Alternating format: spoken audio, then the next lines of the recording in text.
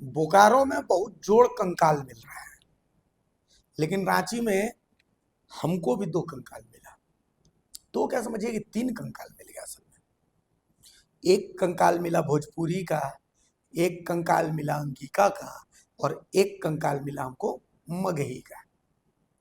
और जिस कब्रिस्तान में ये कंकाल मिला उस कब्रिस्तान का नाम है जेटेट, है ना। हाँ, खैर खबर ये है, अपडेट ये है कि जेटेट की मौजूदा नियमावली ऐसी बनी है जिसमें से अंगिका और भोजपुरी को आउट कर दिया गया है। ठीक है, अब सवाल यह है कि कुछ इत्तेफाक पर भी हम बात करते हैं। इत्तेफाक कैसा हुआ देखिए, पिछली बार की कैबिनेट में अंगिका की वकालत दीपिका पांडे सिंह ने की थी, ग्रामीण विकास मंत्री ने, और भोजपुरी की वकालत छतरपुर से विधायक हैं और वित्त मंत्री हैं राधा कृष्ण किशोर, उन्होंने की थी वकालत। इस बार इसको हेमंत सोरेन का पावर कहिए, प्रेशर कहिए, जो भी कहिए, अंगिका और भोजपुरी दोनों अनाथ हो गए। तबे तो कंकाल मिला, कोई आवाजें नहीं उठाया बॉस। ठीक है, कोई आवाज नहीं उठाया, फैक्ट यही है, कोई आवाज नहीं उठाया। मतलब एक तो राधा कृष्ण किशोर बीमार है, पढ़ क्या गया, मतलब बीमार थे, पढ़ नहीं गए, पढ़ गए बोलना गलत होगा, अब पढ़े होंगे तो वो तय करना, लेकिन हमारा कहना गलत होगा। ठीक है, कैबिनेट की बैठक से ठीक पहले उनकी तबीयत खराब हो गई। और बाकी अंग प्रदेश जिसको कहते हैं, तो उस अंग प्रदेश में से कुछ विधानसभाएं आती हैं जिनके विधायकों ने कुछ भी नहीं कहा। गोड्डा से विधायक है संजय प्रसाद यादव, बेसिकली अंगिका वो अपने क्षेत्र में बोलते हैं, भागलपुर से उनका ताल्लुक है, लेकिन उन्होंने एक शब्द नहीं बोला। उनकी पार्टी आरजेडी, जब ये नई नियमावली हो गई उसके बाद अब कैलाश यादव इंटरव्यू देने के लिए सबको बुला रहा है, आइए ना हम बोलेंगे, लेकिन आपके मंत्री कहे नहीं बोले, इसका जवाब नहीं। ग्रामीण विकास मंत्री दीपिका पांडे सिंह ने इस मामले पर चुप रही, नहीं कुछ नहीं कहा, नहीं बोली। वकालत करने वालों को आप देखिए, इरफान अंसारी एकदम विरोध में थे कि भोजपुरी मगही नहीं चलेगी, एकदम होना नहीं चाहिए। सुदीव्य सोनू बिल्कुल विरोध में थे कि भोजपुरी मगही और अंगिका नहीं होनी चाहिए इस नियमावली में। सबसे ज्यादा अगर मुकर होकर के किसी ने इस बात को रखा तो वो सुदीव्य कुमार सोनी। योगेंद्र प्रसाद बोले ना, कहां से भाई, नहीं चलेगा, बिल्कुल नहीं चलेगा। और इन सब के बीच कैबिनेट की जो बैठक चल रही थी, मैं मतलब आश्चर्य कर रहा हूं, गढ़वा से जेएमएम के विधायक अनंत प्रताप देव, मतलब भवनाथपुर से, चुप, उनके क्षेत्र में जबकि भोजपुरी बोली जाती, कुछ नहीं बोले।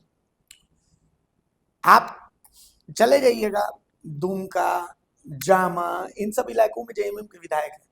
इनमें से कई जगहों, भले संथाली विधायक है, लेकिन वो जानते हैं कि इन इलाकों में जो समीप सीमावर्ती इलाके, इन इलाकों में अंगिका बोली जाती है, गोड्डा वाले इलाके में अंगिका बोली जाती है, लेकिन किसी ने कुछ नहीं बोला। इसी को कहते हैं राजनीति। हाँ बिल्कुल। राजनीति अगर देखनी है तो इस वक्त देखिए, राजनीति झारखंड में कुछ ऐसे मुद्दे हैं जिन पर राजनीति बिल्कुल चल रही है, लेकिन आपको समझ में नहीं आएगा कि हो क्या रहा है। अब कल की ही बात से समझ लीजिए, कल के पहले वाले कैबिनेट की बात देखिए, उसी कैबिनेट में कितने पुरजोर तरीके से इसी मगही और अंगिका को लेकर और भोजपुरी को लेकर आवाज बुलंद की गई थी कि नहीं भाई, शामिल रहना चाहिए। इन इन भाषाओं को अगर जगह नहीं दी गई, हमारे यहाँ जो अगर प्रतियोगी परीक्षाएं हो रही हैं, अगर इन भाषाओं को अलग कर दिया गया, तो फिर उस रीजन में जहां पर ये भाषाएं प्रमुखता से बोली जाती हैं, वहां के लोग मगही बोलते हैं, अंगिका बोलते हैं, भोजपुरी बोलते हैं, तो फिर उनके लिए ऑप्शन क्या बचेगा? कोई विकल्प ही नहीं बचेगा। लेकिन राजनीति कैसी हुई कि उस वक्त का विरोध इस वक्त बिल्कुल एक खामोशी में तब्दील हो गई। एकदम से ऐसी चुप्पी कि मानो कि कोई कुछ जानता ही नहीं है इस बारे में। आप देखिए, क्यों अब राधा कृष्ण किशोर एक मान लेते हैं कि वो बेचारे, चलिए ठीक है, बीमार पड़े या बीमार थे, बीमार हो गए, उनका एक अलग किस्सा छोड़ देते, लेकिन उसके बाद पिछली बार आपने दीपिका पांडे को भी सुना होगा, वो भी मुखर थी इस मामले को लेकर। वो कह रही थी कि भाई भोजपुरी और अंगिका तो होनी ही चाहिए थी, वो इस बार चुपचाप नजर आई। और भी कई विधायक हैं जिनको पता है कि उनके रीजन में सबसे ज्यादा आश्चर्य तो मुझे संजय प्रसाद यादव का है, हाँ, जिस वोट से वो जीतते हैं। हाँ, कुछ नहीं आ सकता।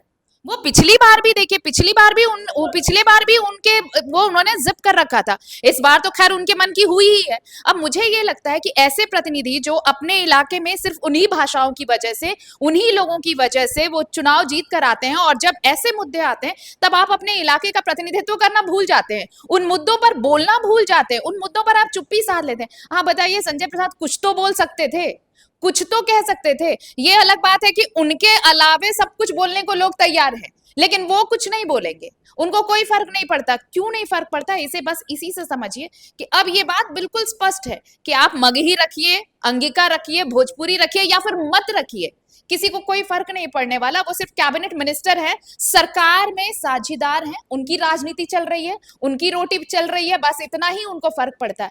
आप सोचिए कि अब अगर जेटेट से इन दोनों भाषाओं को निकाल दिया गया है, अगर परीक्षा में बैठेंगे अभ्यर्थी, तो अगली बार वो कौन सी भाषा, क्या उड़िया में लिखेंगे, क्या बांग्ला में लिखेंगे?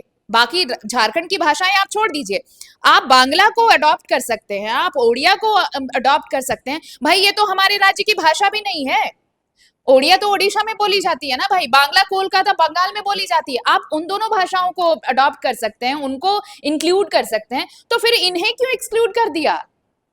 मगही और अंगिका आप अपने झारखंड में घूमिएगा तो एक बड़ा रीजन है जहां पर भोजपुरी और अंगिका लोग बोलते हैं, उनसे सिर्फ इसलिए कि बाहरी भाषा नहीं चलतो, बाहरी नहीं चलतो, ये आंदोलन उठ गया और बाहरी भाषा को आपने हटा दिया, उसमें से उन्हें एग्जिट करा दिया।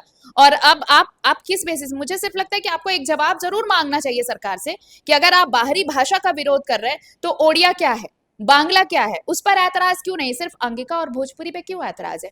और सबसे शर्मनाक बात यह है कि कोई इस पे कुछ बोलता नहीं है। जिनको जिम्मेवारी दी गई, जिन जनप्रतिनिधियों के जिम्मे ये था कि अरे हम इसलिए तो चुनकर भेजते हैं ना कि हमारे हक की बात वो करेंगे वहां पर, लेकिन सब चुप है। कोई बीमार है तो कोई चुप्पी साध रखा है, तो कोई तो कुछ कहना ही नहीं चाहता। अच्छा, आपने ये देखा कि इस पूरे मामले में, आज नहीं कल की कैबिनेट की बैठक छोड़ दीजिए, पहले भी जब ये फैसला हो रहा था, हंगामा हो रहा था, उस वक्त भी आरजेडी का कोई स्टैंड सामने नहीं आया था, कोई कुछ भी नहीं। आरजेडी का स्टैंड किस चीज को लेकर के सामने आया है अब तक? महालक्ष्मी ट्रांसपोर्ट के अलावा आरजेडी का कोई स्टैंड ही नहीं। मैं आपको एक बहुत छोटा सा एग्जांपल देता हूँ, आप इस बात से ताल्लुक को रखेंगे, तारुफ करेंगे, इसलिए आप इस बात से इत्तेफाक रखेंगे क्योंकि आप भी इसी छोटा नागपुर प्लेटो के हैं। मैं आपको बताऊं आरती, ये जो दक्षिणी छोटा नागपुर प्रमंडल है, इसमें खूंटी जिला आता है, गुमला जिला आता है, रांची जिला आता है। इन 3 जिलों में नागपुरी बोली जाती है। लेकिन नागपुरी का मैं एक एग्जाम्पल देता हूँ, तितली जो उड़ती है ना, तितली, जब आप रांची जिले की नागपुरी में इसको देखेंगे तो रांची जिले की नागपुरी में जब आप मांडर की तरफ बढ़ेंगे तो इस तितली को कहा जाता है डूंडलू। ठीक है, हमें जब पकड़त रही है तो डूंडलू कहा रहा है। और जब गुमला की तरफ आप जाइएगा, बेड़ो क्रॉस कीजिएगा, गुमला घुसिएगा, तो वहां उसको कहा जाता है टेटे बनिया, टेटे बनिया कहते हैं। ठीक है, तो अब दोनों नागपुरी के ही हैं।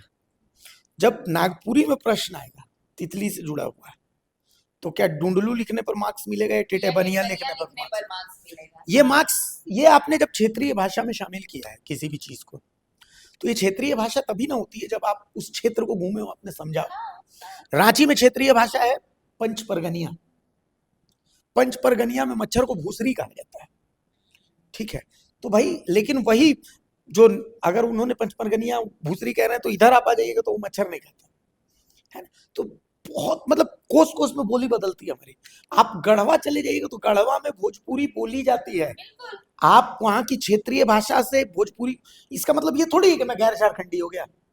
सिर्फ झारखंड का मतलब बोकारो, धनबाद, रामगढ़ और वो खोरछा थोड़ी है।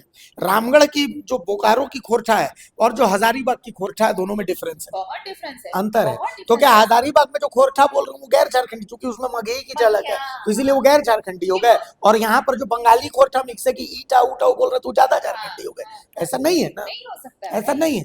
तो इसको आपको समझना पड़ेगा। लेकिन जब जेटेट की नियमावली बन रही है तो बंद कमरे में बनती है। विधायक वो बनाते हैं ना भारतीय, जो एसी कमरों में बैठे होते हैं, जिनको ग्राउंड से कोई मतलब नहीं होता। आप बोकारो के प्रेशर में, धनबाद के प्रेशर में आप गढ़वा की भाषा, क्षेत्रीय भाषा तय नहीं कर सकते हैं। ये समझना पड़ेगा आपको, ये लोग समझने को देखिए तैयार नहीं। देखिए, इस पूरे मामले पर ही सरकार की मंशा पर ही बड़ा सवाल उठता है, क्योंकि अगर जेटेट की परीक्षा अगर सरकार को लेनी होती, फेयर तरीके से लेनी होती, बिना बिना किसी विरोधाभास के अगर लेनी होती, तो पहले चरण में सारी त्रुटियों को सही करके वो जेटेट की परीक्षा ले लेते। अब जो भाषा का, हम तो कहते हैं पूरे देश की सभी भाषाओं को शामिल कर दीजिए, अरे भाषा शामिल कर दीजिए, उसमें आप सत्ता का पावर तो आपके पास है। आप ना तय करेंगे कि आप किसको नौकरी देंगे, किस बाहरी को नौकरी देंगे, किस भीतरी को नौकरी देंगे, झारखंडी को कितना प्रतिशत नौकरी देंगे बाहरी। अगर आपको उतना ही झारखंडियों से प्रेम है, लगाव है, झारखंड हित की आप सोचते हैं, तो आप नियमावली बना दीजिए ना, आप नियोजन नीति बनाइए ना।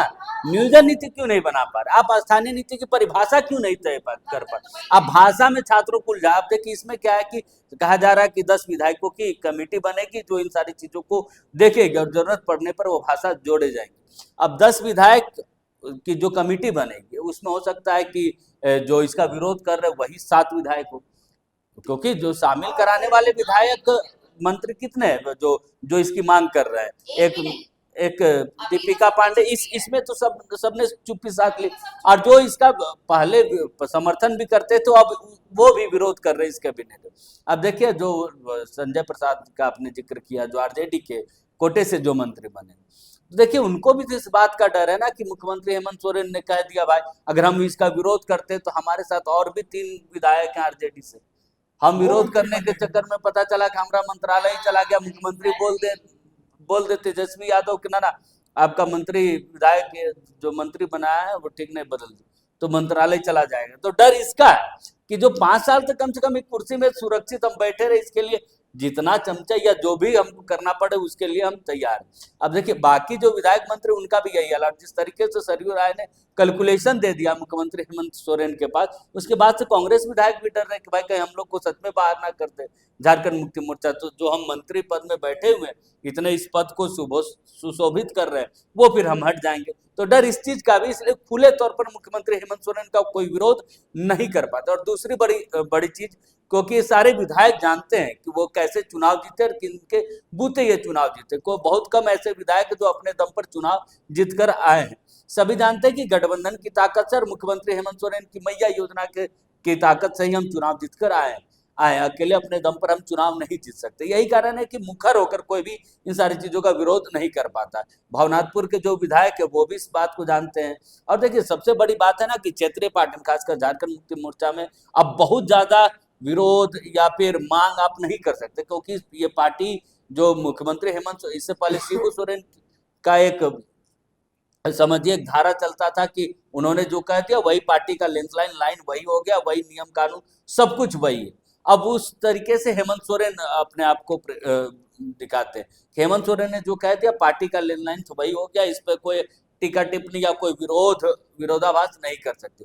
बाकी राष्ट्रीय पार्टियां में क्या है कि बहुत सारे विचार होते हैं, तो वो विरोध आपको दिखता है, लेकिन झारखंड मुक्ति मोर्चा में, और यही कारण है कि हाल के दिनों में गठबंधन के साथी विधायक भी चुप्पी साध ले कि भैया उनकी कुर्सी जा सकती है, वो हट सकते। यही कारण है कि जो है जो चल रहा है वो चलने दिया जाए। और देखिए, मुख्यमंत्री हेमंत सोरेन, इससे पहले जो कैबिनेट होनी थी उसमें भी नियमावली में रोका गया, इसलिए कि उसमें बदलाव आएगा, मगही अंगिका को भोजपुरी को जोड़ा जा सकता है, यही कारण बताया गया था कि इस पर। लेकिन इतने दिनों के बाद वो भाषाएं जोड़ी नहीं गई, उसको लेकर कुछ भी जो है नहीं किया गया। अब दूसरे बार जब कैबिनेट से इसको पास किया गया तो कहा गया ठीक है, आप लोग जो विरोध करते हैं तो 10 विधायकों की कमेटी बनाएंगे, वो देखेगी कि कौन सी भाषा किस जगह पे बोली जाती है और उसकी उपयोगिता कितनी है इस परीक्षा में, ये देखकर फिर तय किया जाएगा। लेकिन बहरहाल परीक्षा होगी। अब इसको लेकर देखिए, इसलिए मैंने कहा कि सरकार की मंशा पर सवाल उठता है। अगर सरकार सच में जेटेट अच्छे से कराना चाहती तो बोलती, तो उसका रहता है कि नहीं भैया, जो विरोधाभास जो हो रहा उन सारी चीजों को दुरुस्त करते हुए आप जो है जेटेट की परीक्षा तुरंत से कराएं।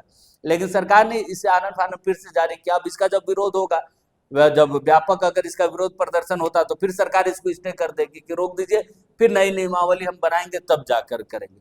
तो सरकार को इन सारे विवादों से अच्छा बेहतर होता कि अगर आपको इतना ही झारखंडियों से प्यार है, इतना ही झारखंड हित में अगर आप सोचते हैं, तो जो अभी हाल के दिनों में जो सीडीपीओ की आपने नियुक्तियां बांटी, जो बाकी नियुक्तियां बांटी उसमें फिर बिहार और यूपी के छात्र अभ्यर्थी नहीं दिखते, बल्कि वहां झारखंड के अभ्यर्थी ही दिखते। अगर आपको उतना ही लगाव रहता तो इसमें आप नियोजन नीति बनाते कि और झारखंडी ये डिफाइन आप करते 6 वर्षों में, क्योंकि इससे पहले आप कहते आते हैं कि हमें सरकार में मौका नहीं मिला, लेकिन इन 6 वर्षों में सिर्फ आपको मौका मिला। और आप ये भी नहीं कह सकते कि गठबंधन की सरकार अगर हम कुछ करते हैं तो सरकार गिर जाएगी। गठबंधन की सरकार है, लेकिन कांग्रेस और आरजेडी की इतनी हैसियत नहीं है कि वो आपकी सरकार को गिरा दे। आपके पास ये भी बहाने, लेकिन हमने कहा ना कि इससे पहले भी हमने अपने दर्शकों को बताया था कि सिर्फ नियोजन नीति और स्थानीय नीति 1932 का जो भी स्थानीय नीति हो, ये सिर्फ एक राजनीतिक मुद्दा है, एक राजनीतिक नारा है, क्योंकि इसी नारे से वो उनको फिर से चुनावी मैदान पर जाना है। तो इन नारों को वो मरने नहीं देना चाहती। यही कारण है कि ये जो भाषा विवाद जो दिख रहा है, अगर नियोजन नीति बनी रहती तो अब आप भाषा महाराष्ट्र की मराठी भाषा जोड़ लीजिए। नियोजन नीति अगर साफ स्पष्ट है कि हम तो फिर मराठी वाले लोग तो फॉर्म नहीं भरेंगे, झारखंड के जो लोग होंगे उस नियोजन नीति में आते होंगे वो फॉर्म भरेंगे, और मराठी भाषा अगर बोलते होंगे। तो देखिए, सरकार इन सारी चीजों को उलझा के रखना चाहती है और राजनीतिक तौर पर जिंदा रखना चाहती है, ताकि वो इस पर राजनीति कर सके और झारखंडियों को हमेशा की तरह बेवकूफ बना सके, और झारखंडी छात्र अभ्यर्थी जो बेवकूफ बनते आ रहे। मुझे एक पुराना किस्सा है ऐसा कि एक मरीज डॉक्टर के पास पहुंचा, तो उसने डॉक्टर को कहा कि डॉक्टर साहब मेरे बच्चे को बड़ी अजीब सी बीमारी है। तो डॉक्टर ने बोला क्या बीमारी है? तो उसने बोला कि मेरा बच्चा ना हाथ ऐसे ऐसे करता रहता है हमेशा, और मैं बहुत डॉक्टरों को दिखाया, कोई इलाज नहीं कर पा रहा। तो डॉक्टर ने बोला मेरे पास लेके आए। तो डॉक्टर के पास लेके आए, तो उन्होंने बच्चे को बोला बेटा ऐसा कर रहे हो ना, इसको सिर्फ उल्टा ऐसे ऐसे घुमाने लगो। तो बच्चे ने उल्टा घुमाने की कोशिश करी, धीरे धीरे उसकी आदत छूट गई। तो बेसिक क्या है इसका कि डॉक्टर की उस सलाह को शायद राज्य सरकार ने बहुत गंभीरता से लिया कि लोग नियोजन नीति और स्थानीय नीति नहीं मांगे तो इनको भाषा विवाद बोल जाते, ठीक है। और हमारे राजनेता जो है नाय चल तो के चक्कर में ये स्थानीय नीति और नियोजन नीति पर बात नहीं कर रहे हैं, ये बात कर रहे हैं कि ये भाषा क्यों और वो भाषा क्यों, है ना। और वही चीज हो रही है, आप बेसिकली आप गढ़वा से उसका अधिकार छीन रहे हैं। अगर आप उड़िया नहीं रखिएगा तो आप पश्चिमी सिंहभूम से उसका अधिकार छीनिएगा, सरायकेला जिले से उसका अधिकार छीन लेगा। आप बांग्ला नहीं रखिएगा तो आप धनबाद और जमशेदपुर जैसे इलाकों से, धालभूमि इलाका, जामताड़ा का जो नाला इलाका, इन इलाकों से उसका अधिकार छीन लीजिएगा। तो आपको इन जगह पर क्षेत्रीय भाषा को आपको समझना पड़ेगा। एक सवाल बस इतना है कि जब आप बाकी जगहों के लिए आपको ये पता है, चाहे आप ओडिया रखे, बांग्ला रखे, खोरठा रखे, चाहे जो भी, आपने वो तो स्टडी किया होगा तभी आपने इन भाषाओं को जगह दी। फिर आप गढ़वा को कैसे भूल जा रहे हैं? आप कैसे भूल जा रहे हैं कि गढ़वा, गोड्डा, ये जगह इनकी भी अपनी एक भाषा है। यहाँ पर कोई खोरठा नहीं बोलता, यहाँ कोई बांग्ला नहीं बोलता, यहाँ पर कोई संथाली नहीं बोलता। तो ये यहाँ के लोग कहाँ जाएंगे? तो क्या ये बिहार हो गए हैं? तो फिर आप मांग करिए कि ये जो जिले हैं इनको हटा दिया जाए झारखंड से, इनको बिहार में शामिल करा। अगर आपको लगता है कि गढ़वा, गोड्डा जैसे जो इलाके हैं वो बिहार से जुड़े हुए हैं, तो आप इनको हटा दीजिए अपने राज्य से। एक मांग कर दीजिए ना भाई, प्रस्ताव लाइए, कैबिनेट से पास कराइए और भेजिए केंद्र को, अनुशंसा करिए तो यहाँ से कि भाई ये बिहार के राज्य जैसे लगते हैं, हमारा इनसे कोई ताल्लुक नहीं है, इनको अलग करिए। हमारी भाषा हमारी जो है वो बस इतने ही जिले हैं, इन जिलों को हटा दीजिए, क्योंकि हम भोजपुरी, अंगिका, मगही को शामिल नहीं कर सकते। ये भाषाएं जो लोग बोल रहे हैं वो झारखंडी नहीं हो सकते। मंशा तो यही है सरकार की, जिस तरीके से भोजपुरी और अंगिका को आप साइड कर रहे हैं, इसका मतलब है कि आप इन भाषाओं को, इन भाषा बोलने वालों को आप अपना नहीं मानते, झारखंडी नहीं मानते, तभी तो आप अलग कर रहे हैं। अरे भाई, कौन कहाँ क्या बोलता है उसको अलग करके आप नियोजन नीति ले आइए। कोई अगर अंग्रेजी भी बोल रहा है, कोई स्पेनिश भी बोल रहा है, तो भी अगर आपकी नियोजन नीति रहेगी तो कैसे कोई झारखंडियों का हक छीन लेगा? कैसे कोई आप स्थानीय नीति पर बात करिए ना, आप उस पर बात नहीं करते हैं, लेकिन आपको लगता है कि राजनीति कैसे चलती रहेगी। तो अगर आपको अपना काम नहीं करना, बहुत सही एक उदाहरण है कि अगर आपको अपनी चोरी छुपानी है ना, तो आप जोर जोर से चिल्लाइए और बाकियों में से किसी को एक को ढूंढिए और उसे चोर का नाम दे दीजिए। आपसे फोकस हटेगा, बाकी लोग उस पर फोकस्ड हो जाएंगे, कहीं वही तो चोर नहीं है। तो अपना पिंड छुड़ाने के लिए आप दूसरों पर, मतलब जो मेन फोकस होना चाहिए आपको, आप उस पर बात नहीं करते, आप स्थानीयता पे बात नहीं करते, आप नियोजन पे बात नहीं करते, आप भाषाई विवाद को बढ़ावा देते हैं ताकि पूरा झारखंड इसमें उलझा रहे। और वैसे भी आपकी परीक्षाएं तो क्या होती हैं और क्या नियुक्तियां होती हैं ये सबको पता है, और आप चाहते हैं कि वो सारे जो दोष हैं वो आपके इसमें छुपे रह जाएं। आप अपना चलाते रहें, आप अपनी सत्ता में बैठे रहें, सरकार चलाते रहें, और आपके जो साझीदार हैं वो भी बस उस रसमलाई को छोड़ना नहीं चाहते, सत्ता का सुख नहीं छोड़ना चाहते, इसलिए सबने अपने जुबान सिल रखी है, कोई कुछ बोलता नहीं है। तो कुल मिलाकर के आप उलझे रहिए इन्हीं चक्करों में, नियोजन नीति, स्थानीय नीति के सवाल आप भूलते रहिए। नए चल तो गिरोह एक्टिव रहेगा, लेकिन जो वास्तविक मुद्दे, उन वास्तविक मुद्दों को आप भूल जाइए। आप गढ़वा के लोगों को अपना मत समझिए, आप गोड्डा के लोगों को अपना मत समझिए, सिर्फ आप समझिए कि बोकारो ही झारखंड है, धनबाद ही झारखंड है, रामगढ़ ही झारखंड है, तो ये थोड़ा सा अजीब हो जाता है।